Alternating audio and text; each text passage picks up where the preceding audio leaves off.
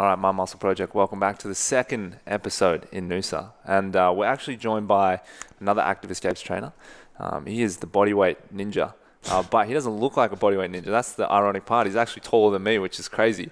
But we have Matty Fox on the show today, and same setting, same beautiful backdrop, on the same active escapes retreat. And today, obviously, we're going to talk a lot of things bodyweight, but I think what's even more interesting is, Matty, you got your start in professional tennis, which is cool. We actually haven't had a semi-professional, ex-professional tennis player on the show, so I think that's a really cool kind of athletic background. But did it always start with tennis? Because I know you started tennis at a really young age to get pretty good. Yeah, I started late considering everyone else. When did you start? I started to take it more seriously at about 12. Okay. Super late in the game there. Everyone's kind of like 5, 4. Yeah. I did play for a year when I was 5, and then gave it up and took it back up at 6. But yeah, I played everything pretty much, apart from rugby, I guess. Right. So growing up in Melbourne, it was played AFL. Yeah. I did life saving. I did swimming, cricket, baseball, athletics. Yeah, okay. Long distance running, like cross country running, high jump, everything. Wow. Pretty much. Yeah. I've never met anyone who's played baseball as well. Yeah, I played a bit of baseball also. Yeah. Did you pitch? I was keeper. Oh, you're the catcher? Yeah, really? Yeah. Okay, even... Same in cricket. Yeah, right. It's even stranger. Yeah. Good hand-eye coordination. It's important. Yeah. And then how did tennis become the sport? It just kind of progressed to that.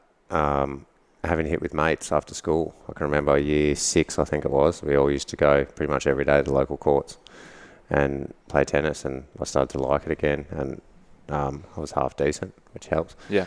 And kind of just went from there, and then took it more seriously, and went on my first overseas trip at 15 and kept that rolling. So only 3 years into taking it more seriously. Yeah. How often did you get on the courts and play? Because I know, it's one of those things you almost have to play every single day. Yeah, every day pretty much. Okay. Yeah. And that was with a squad or lessons or one-on-one? Everything. So like with friends, with my dad, with a coach, with squad. Yeah. With anyone I could find pretty much, with a brick wall. Yeah. Just practicing serves by myself. So yeah, it required a lot of dedication, I guess, too. Yeah. So did school get moved aside for tennis? In year 10, I did homeschool. Okay. Because year 10's whatever, I think. So I just did through that, still the school curriculum. I just didn't go to school just so I could practice more. So I was probably doing like 5 hours a day then. And then I went back and did year 11 and 12 at the school. Yeah. Yeah, right. Yeah. And so you travelled when you were 15 for your first tournament? Yeah. What was that like? It was good. I went to Fiji. Okay. Got food poisoning. Oh, no. But it was a good experience playing against international kids for the first time ever. So it was good to it was an eye-opener, I guess. Yeah. And at that point, was there money in it for you? No, just junior, there's no money, I don't think. There might be now, I don't know, but I don't think so. There's no money. That was just junior world ranking tournament. And then where did it progress from that Fiji? I kept playing juniors and then played a mix of men's tournaments, so like futures and satellite events they were called back then, which are for world ranking points. I played the Australian Open juniors. I was in qualifying for that. Awesome. But I kind of focused more on men's. So I was playing a lot from like 16, 17. We were coming up around Australia with a group of the same guys, kind of just playing the men's tournaments. Yeah. And did you play with any of the guys that might still be on tour today? A good friend of mine, he actually recently retired about a year ago now, Marinko Matosevic. We grew up, we trained together, had the same coach. Yeah. He got to, I think, 32 in the world. Played Davis Cup for Australia. That's awesome. And what was it back then that you saw that was like really, because tennis is like, it's the game of millimeters, right? Yeah. What was it that really kind of separated the better guys, in the Australian squads versus, guys who got super close like yourself? Probably a few millimeters, I think. Yeah, not a lot. Like there was so many good players and talented players. I think probably looking back on it, maybe the ability to hold your nerve a bit under pressure. I think the better guys and the guys that went on that I was around, like I still got to play and be around some guys that got to top 50, not just Marinko. Just played better under pressure. Right. I think that's probably the same with every sport. Right. And that's why they're the best, because they can handle the pressure. Right. Yeah. And so how long did that get you to? What age were you when you were kind of stepping away from, professional tennis? Because you did move to overseas, right, to play full time? Yeah, I moved overseas just because it was easier to be based there and travel around the world rather than coming back to Australia. Most of the tournaments are in Europe and stuff like that anyway. But I stopped at 21, 22, I think. Yeah. And what were you thinking at that point? Because obviously, like we just spoke to Amanda, right? She's been athlete her whole life, athlete, and then it kind of is like, now what? What did you kind of decide at that point for yourself? Yeah, a little bit like that. Yeah. Now what? Went to work with my dad. We've got a family business in the building industry. So I did that for a few years and just kept fit. Went to the gym a lot. Kept up everything. I was active, and I always had been active. So played a bit of AFL, and which was cool. Different from being tennis. It was a team environment. Tennis is all selfish and you're by yourself. Yeah. So that was fun. So I did 2 years of AFL, and that was good fun. Yeah. Yeah, cool. And so at that point, when did kind of the whole Instagram bodyweight strength, kind of the online identity that you have now, when did that start to like come into the picture? Kind of recently, I guess, maybe 2 years ago from now. And it was kind of all based around how I just gave the gym up. I'd hit a wall in the gym in terms of not progressing anymore. I'd been in the gym since I was about 14. Okay. And I got to a point, I guess I'm 31 now, so I was about 28-ish, maybe turning 29. My wife was pregnant. So obviously she was going to have our son, and time constraints maybe were coming on a bit. And I just thought, what have I got to lose? The gym's boring me. I'm not progressing anymore. So I'll give this a crack. And I got great results personally. And then my wife lost 20 kilos in 6 months from home doing the training that I was doing. And then while she was pregnant though. Not while she was pregnant. No. Yeah. After she lost a heap, all from home, working out in the living room, while our son slept. Yeah. And I thought, well, it's pretty cool. Yeah. It does work. Like, I've changed my body like crazy in 3 months. Yeah. And I haven't gone to the gym. And I haven't lifted weights. And she's done the same. And then I just kind of started, real shitty posts on Instagram, just taking a picture of a pull-up bar. Yeah. And then writing what I did at the pull-up bar. Yeah. And it kind of just spiraled from there, I guess. Yeah. Yeah. When you were doing the gym stuff and you stopped progressing, what were you doing? What kind of stuff? I mean, some people have said, oh, you weren't lifting right and everything like that. But with tennis, I had access to some of the best physical trainers. Yeah, of course. In the country, and some even in the world. Yeah. So I know I was lifting okay, but I think if your motivation's not in it and you're finding the place stale, it doesn't matter. Yeah. And I love being outside. We can train in this. Yeah. So you've seen it this week. Yeah. And I just wanted to get out and be outdoors more and be more flexible with my training. Yeah. And that was it. So I was lifting, like I was at a decent level, but I didn't have the body that I wanted, and I didn't feel how I wanted it. I was still getting a bit injured, and I had a constant back injury from when I was about 18 from tennis, and that always used to flare up again like 3-4 times a year. Right. Since I've stopped the gym, it's been unbelievable. Touch wood. Yeah. Touch marble. Touch marble. Touch that. So yeah. Okay. Yeah. What was your body type then? Like you obviously said, I'm not tall. Yeah, I'm tall, and I'm like a skinny guy, I guess. So it's hard to put muscle on for me. Yeah. But in saying that, when you picture a tall, skinny guy, you think, oh, he's always going to have abs, and because he's lean. But I never had that still. Right. I really didn't have a defined muscle on my body. I was just tall, and I was reasonably strong from all the activity from tennis and fitness training.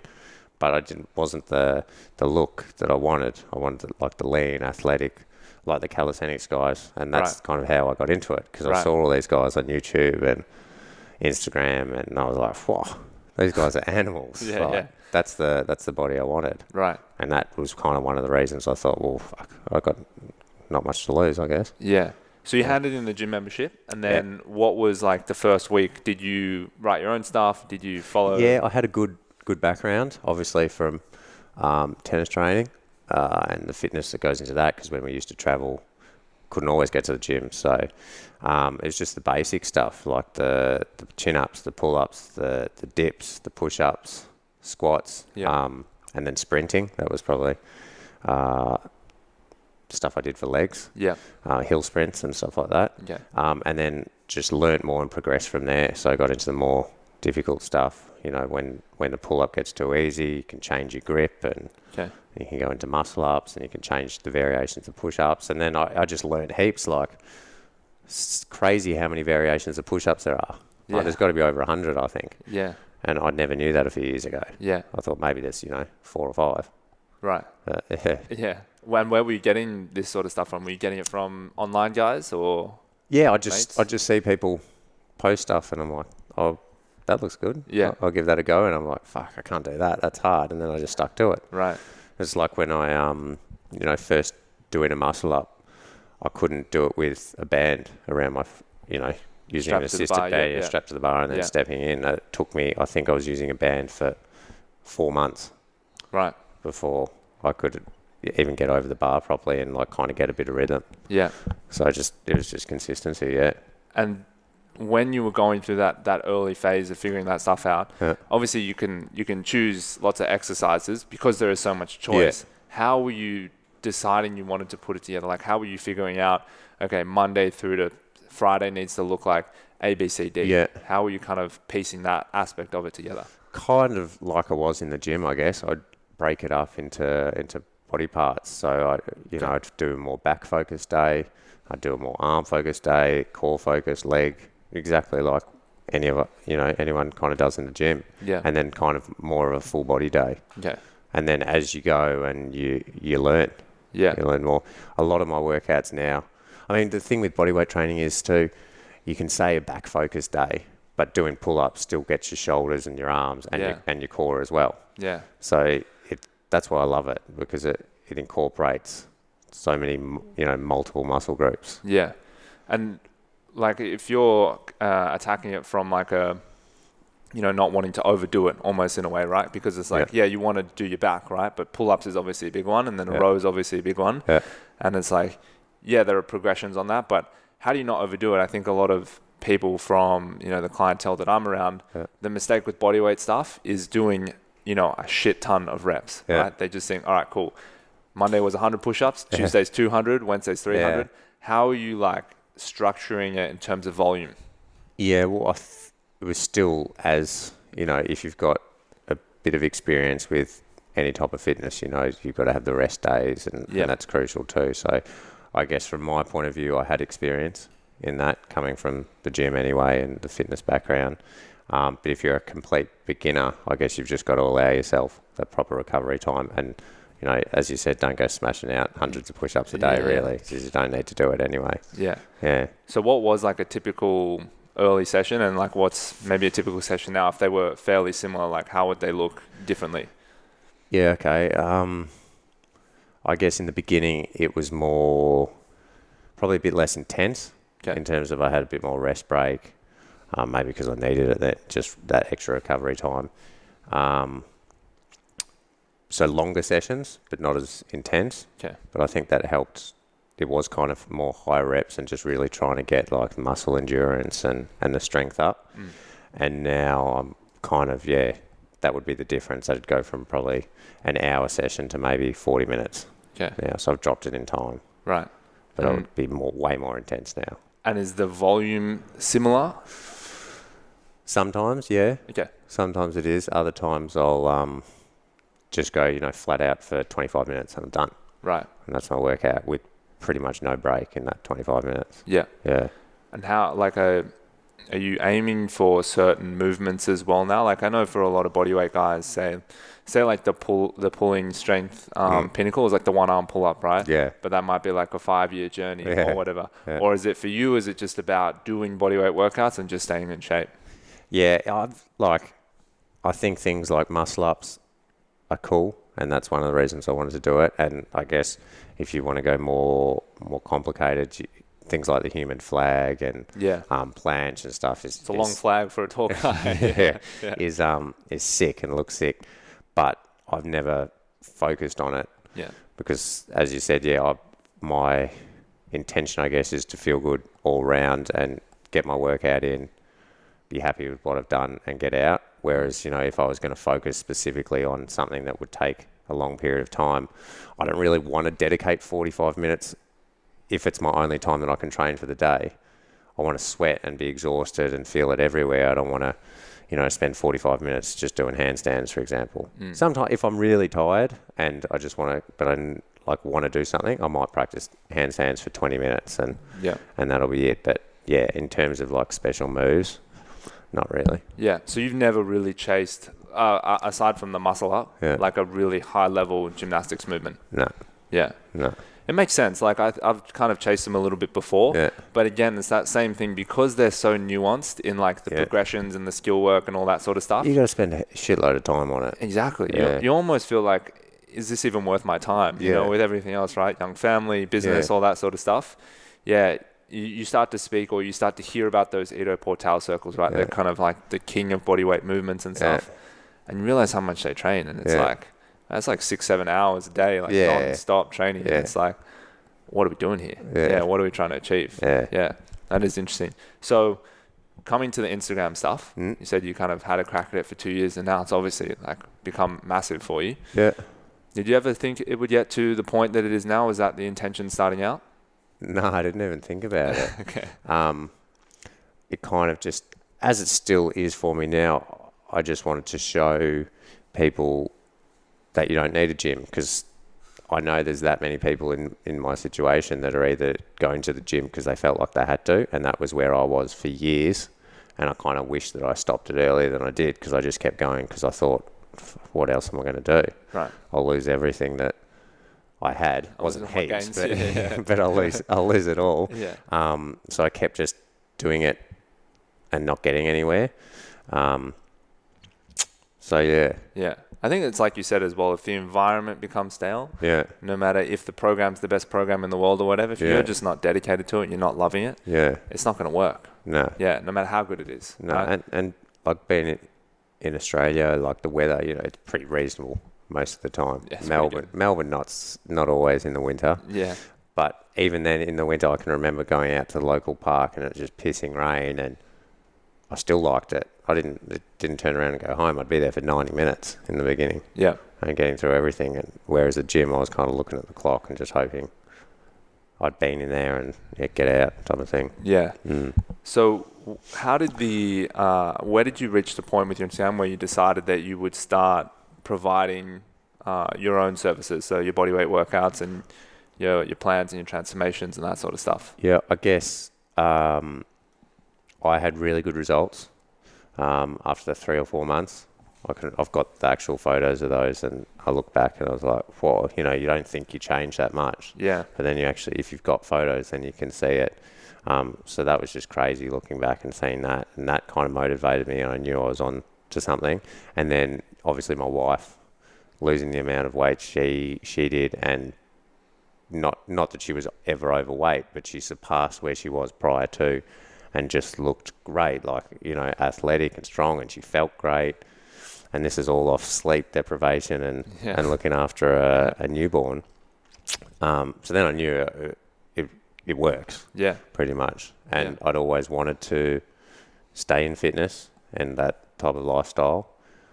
So I just thought I'd give it a crack. I keep putting stuff on social media and people like it.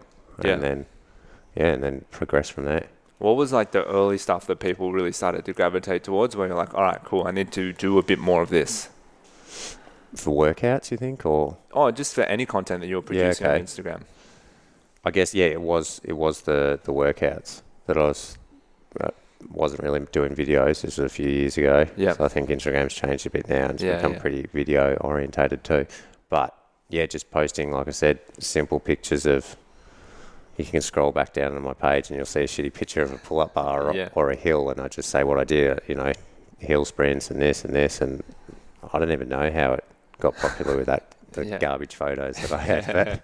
But yeah, I guess people started doing it and obviously got results from doing it. Yeah, yeah. And that's the key, I guess. If you can help someone, then they're going to kind of stick with you. And when the opportunities started coming up, like the big opportunities where it's collaborations or working with different brands or, you know, meeting up with other people and training together, when did all that stuff sort of start happening for you? Probably a year or so in. I mean, Active Escapes is an example. Yeah. I got contacted by Xana to come on the Noosa trip a year ago. So that, about 2.5 years. Yeah. So a year or so in. And then that was a great opportunity because this is awesome, as you know. Yeah. Sick week. And so things like that, obviously, kind of spiral from there and just flow on. Yeah. So yeah, probably took a year and a half, I guess. Yeah. And were you working at the time with another job before these opportunities through your Instagram started? Yeah. I was just in the family business. Okay. Yeah, with my dad. Yeah. And then you decided only recently sort of, to move to Noosa. And was the idea behind that to kind of do this whole thing a bit more full time? Yeah, for sure. So I was doing, I was in Europe for 4 months last year, but then went back with my dad and worked and still doing obviously the online stuff at the same time. And then, loved Noosa from coming up here the first time with Active Escapes and came back and showed the family in Melbourne winter time, and then came back November again with Active Escapes. Yeah. And that was kind of that last trip in Active Escapes, I think was more, we'll move up here and I've got a boot camp outdoor training business here now. Awesome. Active Live Noosa, where, we train on the beach every morning. Yeah. And in the evenings, and you watch the sun come up, and it's unbelievable. Yeah. It's amazing. So I love doing that too. Was there ever a part of you that felt like, I should probably stick with, the stable family business, the job in Melbourne, and stay in the city versus, chase something which is, highly unconventional, right? YouTube, Instagram, that's like super. Yeah. Tell people that, and they kind of double take going, what? You do that full time? What do you mean? Yeah. A little bit, but not heaps. Okay. Because I started, with the programs and everything probably a few years ago now, and I knew that's what I wanted to do. And then Noosa was just another step and an opportunity to really do that and combine them both and have the online aspect to be able to reach people everywhere, and then to have the face-to-face aspect and start a business here in Noosa, which is an unbelievable part of the world as well. So that's cool. What do you find when you go on, obviously, because you have a big following? Who do you find are the kind of the people reaching out and contacting you? Like, what kind of what's the kind of demographic reaching out? It's probably 60-40 in terms of, I find that training wise with people that I coach, it's more male. Okay. In saying that, I do have still a lot of females, but definitely more guys. 60-40 male female. Yeah, in coaching probably 70-30. Okay. But in terms of people reaching out and contacting me on Instagram or something like that, probably 60-40. Okay.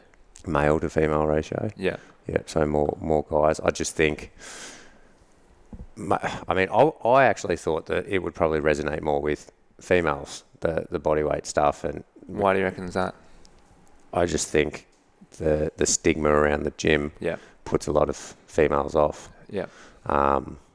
More so probably a few years ago. I think now it's becoming a bit, with social media, and you see all these chicks who are absolute weapons, and they're kind of, showing you that you don't look like a guy if you lift. It actually does help. So I think that's progressed it, but there's still heaps out there that would be intimidated, and you go after 5 p.m. to the gym, and 90% are blokes. Yeah. There. Yeah, it's true. Yeah, it is very true. Yeah. That's also been part of the reason group fitness like F45 and another new one, Fit Stop, and Barry's Bootcamp, they've taken off so much is because it's been the gym that women have always wanted. Yeah. Because there was curves and there was whatever that other thing was, Fernwood and stuff. Yeah. And they took off, but then they ended up crashing because they didn't actually have hard workouts. Because they still want hard workouts. They want to work hard just like we want to work hard. Yeah. But they don't want to do it in that antisocial meathead environment, right? Yeah. They want to do it in a group and that sort of thing. I think guys also kind of want that as well. For sure. Not people in the... I think I've found that people or guys early 20s to mid 20s are a bit more stubborn in terms of opening their mind with fitness. Right. And thinking that the gym is the only way. Right. Because I was the same. And Right. all my friends were, and the majority are still the same. Yeah. Thinking that the gym is the only way. Yeah. Is there like a bit of disbelief sometimes? Do people sometimes say, I think so. Didn't really get that all from body weight? Like you definitely, have done some bench or you did this, did that. Does that happen? No, none of that. I think they just think it wasn't possible. I mean, I'm sure they probably can see that it is possible now. Yeah. But I think that in mainstream, you just are under the belief that you need the gym solely, and that's the only way that you can look like you want to look. And then you've got young guys, 18 to mid 20s, that want to be jacked and ripped and look good, and that's sweet. But you can do that from other aspects. It doesn't just have to look at swimmers and sprinters and things like that. They're not in the gym just lifting weights for an hour a day. Yeah. Swimmers have unbelievable bodies. Yeah.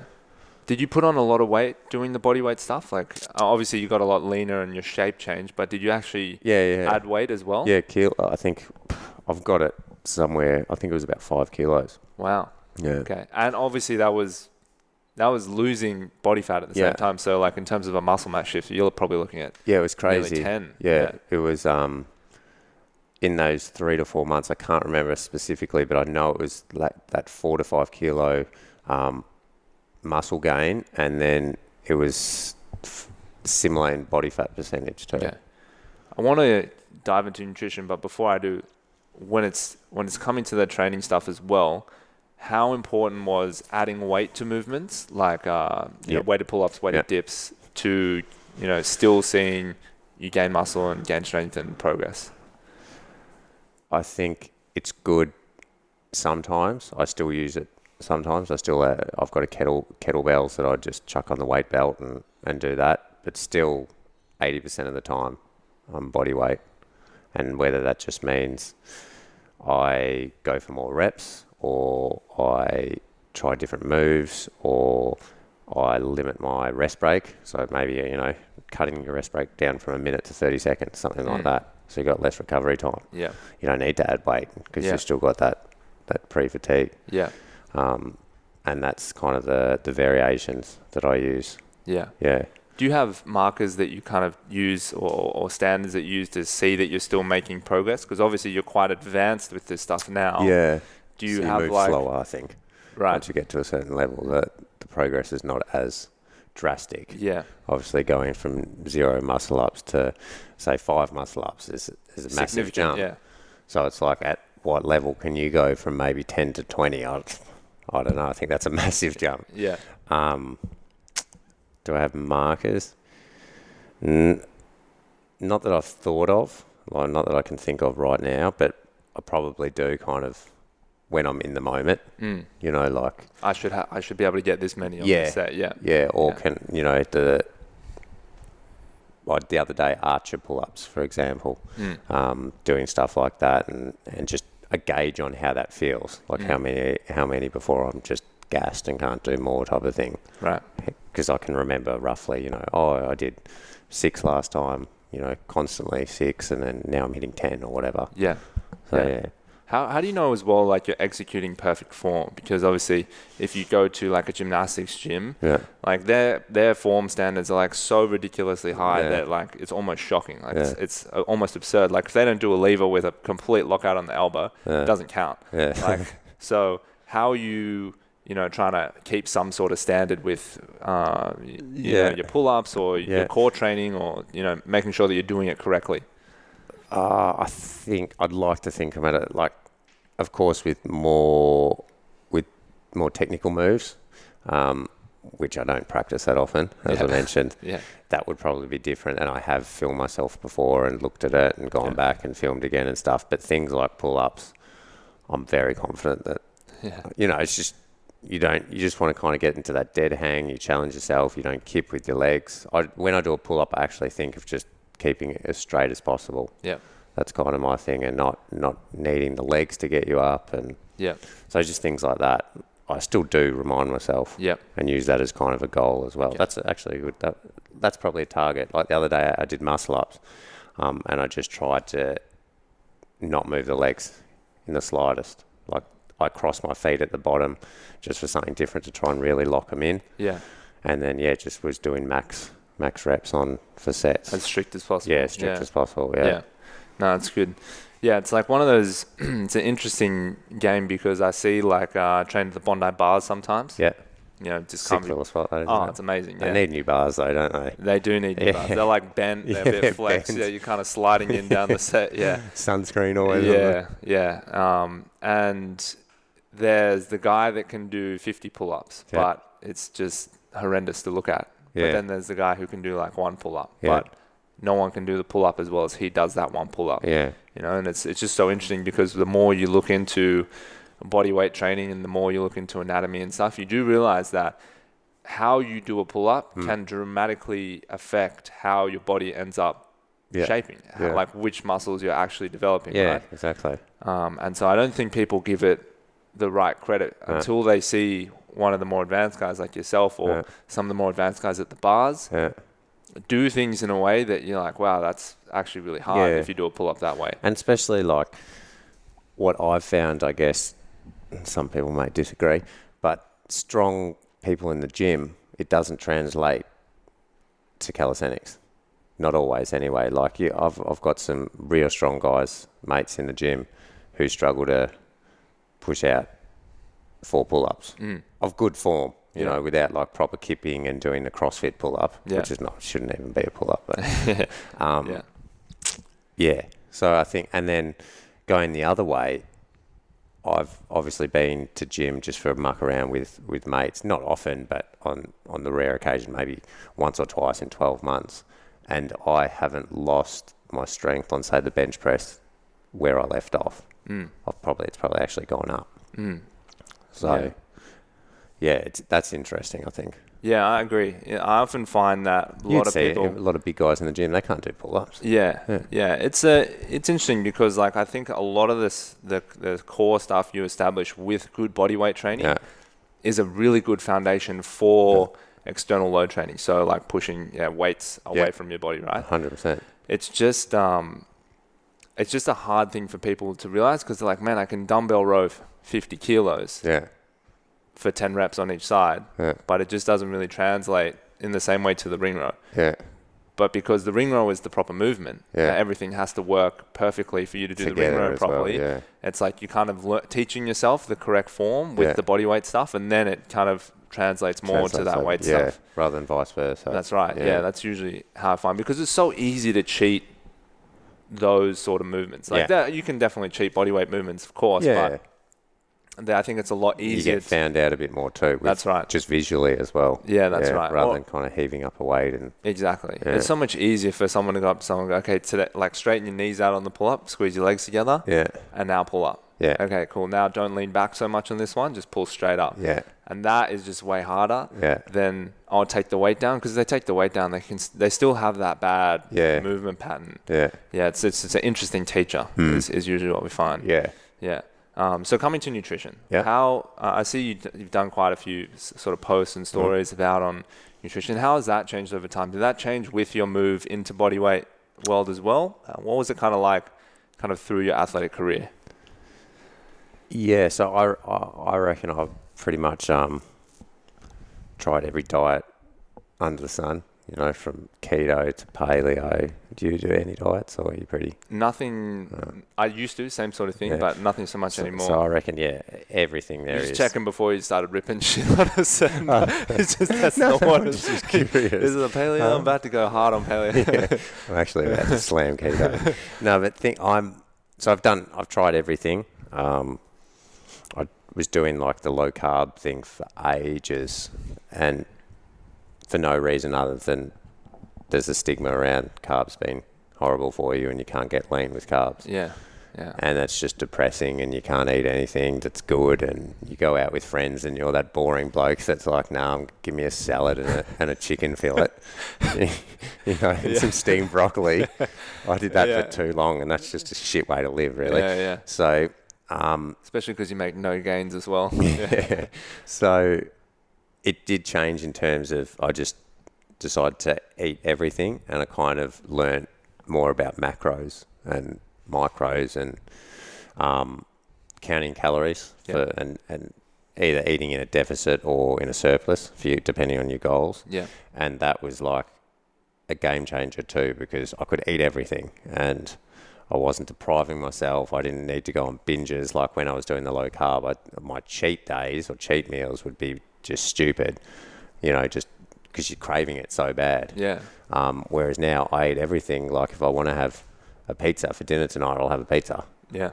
I'll just factor it in and know, okay, last night I had a pizza, so maybe I eat a little bit less, or I just don't eat as much during the day, and then I can go bonkers at night. And that obviously allows heap of flexibility. Yeah. And got me results because it's sustainable too. So when did you sort of get into the macro calorie counting? Probably about 18 months ago. Okay. So I was still kind of eating the same. So it was the training that made that initial difference in that first 3 to 4 months, because I was kind of still eating the same. The low carb way? Oh, yeah, not like zero carbs, but just being mindful. Okay. Yeah.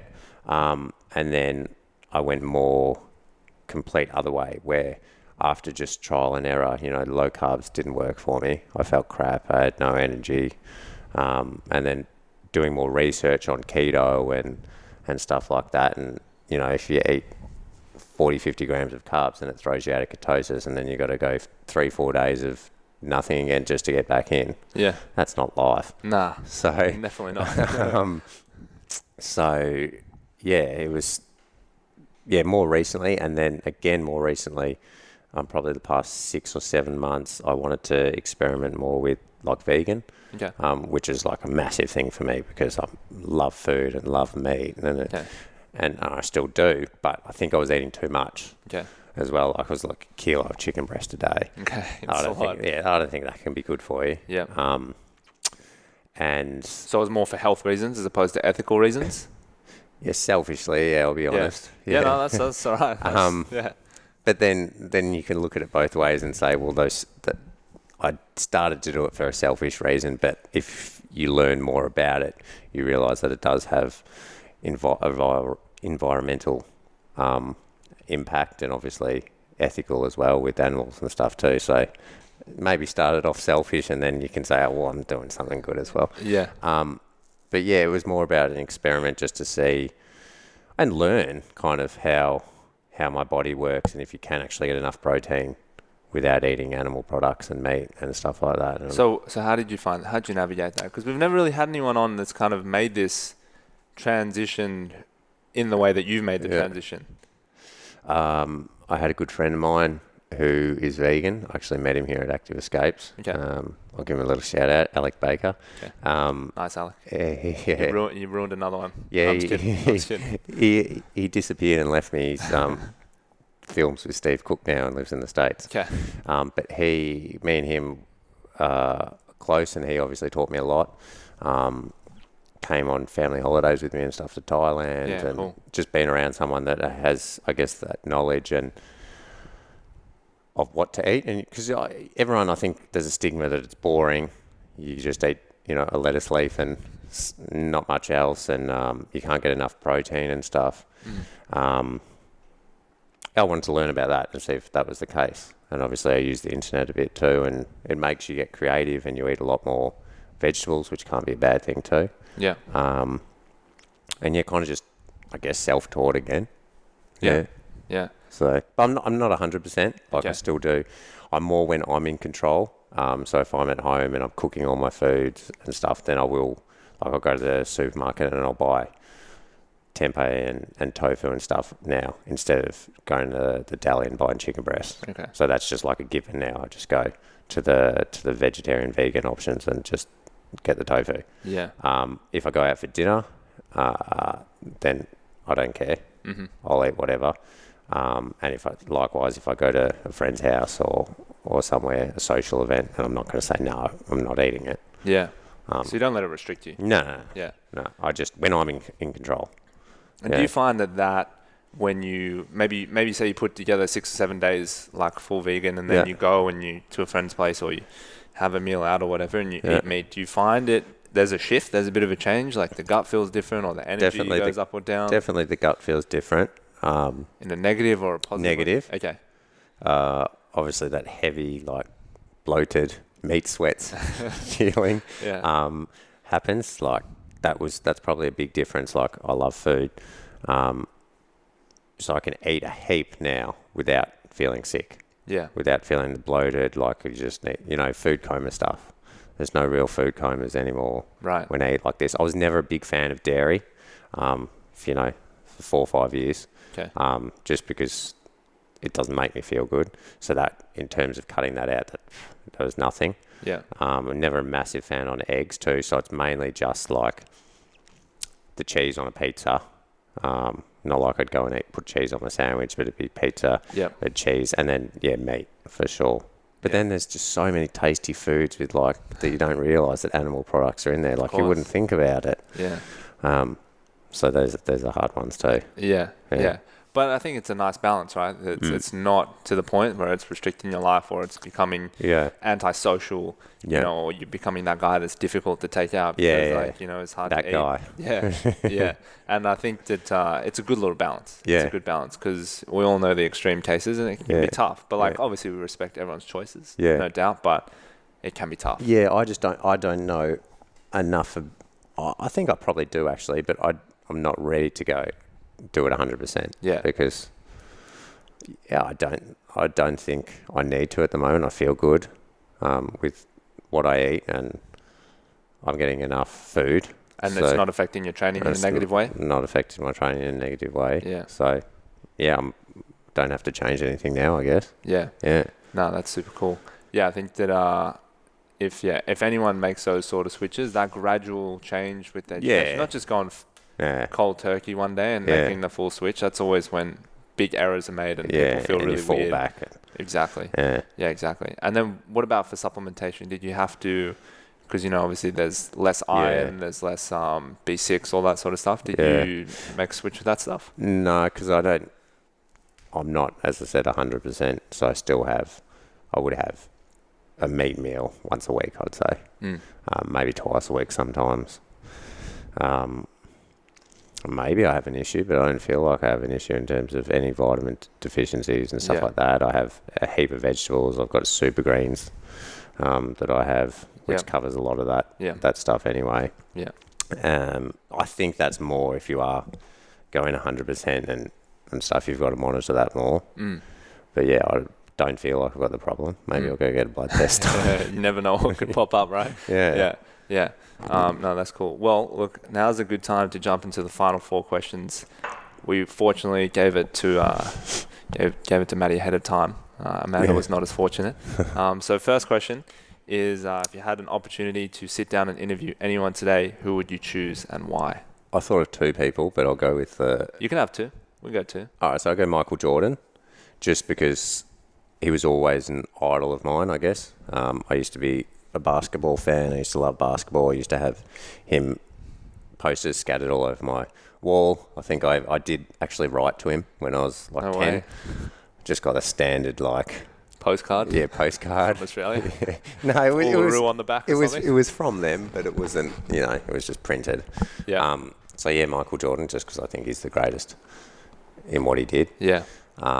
Did you collect Jordans as well? Shoes? Nah, not the shoes. Do you rock them still though? No, never had them. Never had a pair of Jordans? No, I don't think so. Mate. But I had the Chicago get up. Okay. The Bulls clothes and cool. stuff, yeah. Yeah.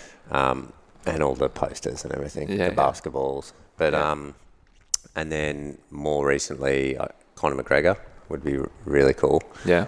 Just because he's an animal. Yeah. And I love it. Yeah. And I love his confidence and everything he does, and he just doesn't give a fuck. Yeah. And I think that's awesome. Yeah. That world-class charisma, that's what it's, it's the similarity between both those two people, Yeah, right? and just stuff like that he says, like back, when he was winning fights and how he used to talk about how he saw it happening. Yeah. And he just used Mystic to go Mac. over it. Yeah, just used to go over it in his head and like picture it. And Yeah. and that's awesome. And, people don't like him and stuff. They say he's arrogant. But, mate, when you go in a fight and you could get your head knocked off, you kind of got to believe that you're the best. Yeah. Yeah. You don't want to go in and be, I might get this one, I might not. Yeah. So he's pretty good. He's hurt some guys before. I'm not that confident I'm going to win. Yeah. Probably not the best attitude. Yeah, exactly. Yeah. But I think that now we're in an era where everything is so, like, something needs to grab our attention, right? To really resonate with it. And because we're just being fed shit all the time, right? Yeah. With this thing that lives and exists in our pocket is feeding us hours every single day. You need someone to come through and just break the noise and just be like, I'm Mystic Mac. I'm going to knock him out in the first round. Yeah. And then he did that, Yeah. And have you watched the Notorious documentary on Netflix? No.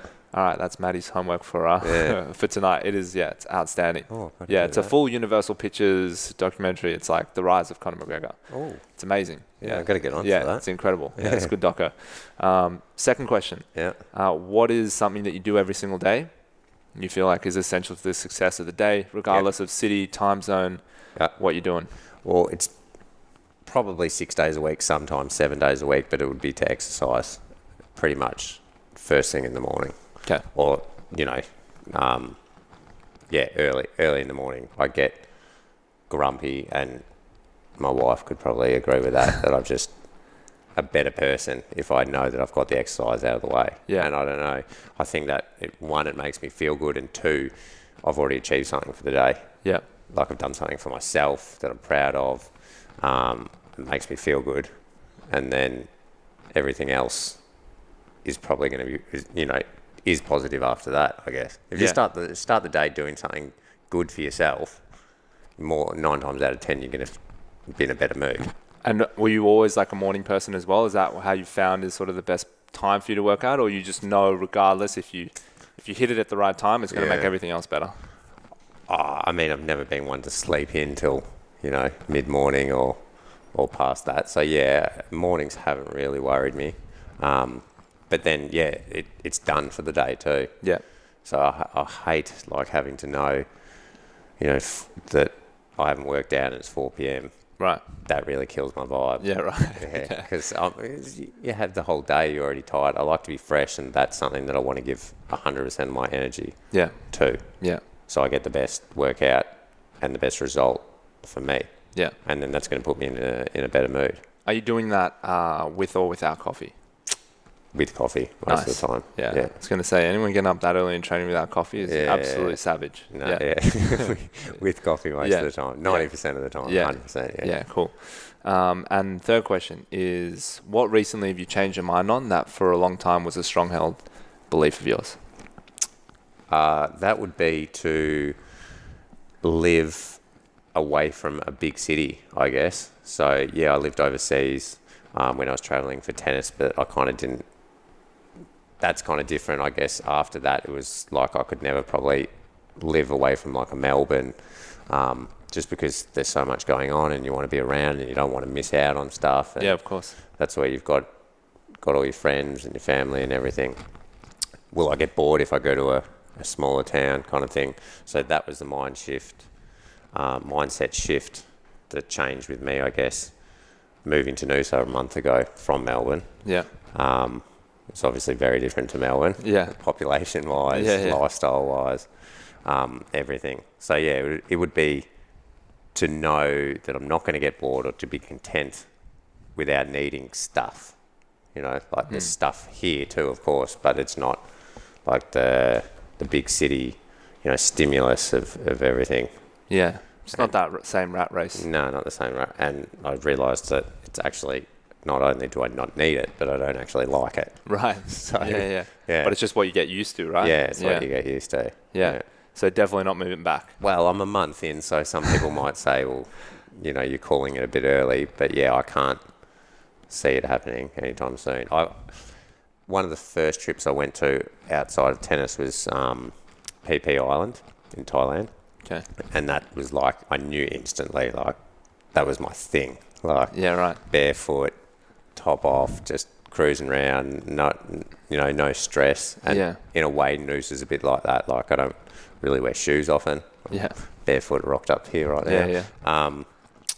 And like, I went back to PP every year for 6-7 weeks, sometimes at a time. Yeah. And then this is probably the closest I feel to actually that same feeling of just being at the beach or having the beach close by and just being able to relax. The lifestyle, I guess. Yeah. So, yeah. Something special about the beach. Yeah. Yeah. For Something sure. special, yeah. And palm trees. I'm really obsessed with those things. Okay. It's just how cool are they? Yeah, Like, yeah. You need to set up like a little pull-up bar between palm trees, so every day you can just rep out on them. That'd be amazing, actually. I'm going to look into that. I've got two in the backyard. Oh, there you go. So there you go. A set of rings off a palm tree. Yeah. Pretty good Instagram photo every day. That's living that. Yeah. Oh, that's good. That's a good answer. So final question, 2 parts. First part, what's a book or maybe a podcast or a piece of content that you like to consume, you'd recommend for someone? And then second part, a good quote that you like. Well, I have to recommend this podcast, don't I? Oh, fantastic. Yeah. Well, these people are already on it, so they're already sold on that part. Well, if they're new. Keep listening, there guys. You go. Yeah.